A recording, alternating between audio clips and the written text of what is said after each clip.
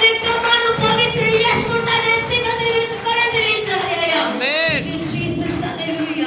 पवित्र आत्मा थोड़ी जयकार होता परमेश्वर। ओ फादर पवित्र आत्मा जी तेरा धन्यवाद करते हैं मैंने खुदावंद यीशु।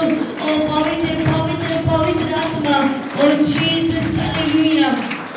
परमेश्वर तनु रूढ़ी तो चाके चट्टान ते खड़ा करने के लिए जा रहा पवित्र यीशु तनु अलग-अलग स्टेट दे विच जाके इस्तेमाल करने के लिए जा रहा क्योंकि जीसस हालेलुया। पवित्र आत्मा जी बड़ी जयकार ओ पवित्र खुदावंद यीशु राजा पवित्र यीशु तनु अद्भुत तरीके दे नाल इस्तेमाल करन जा रहा तड़ी गवाहियां वध रही है यीशु नासरी दे नाम दे विच।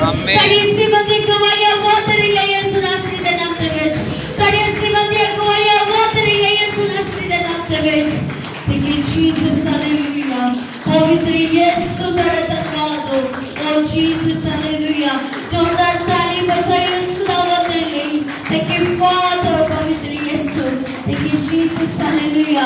जो तुसी पिते दिलां दे विच खोया पवित्र यीशु उस नु डबल दे ले जा रहा है। Thank you Jesus hallelujah.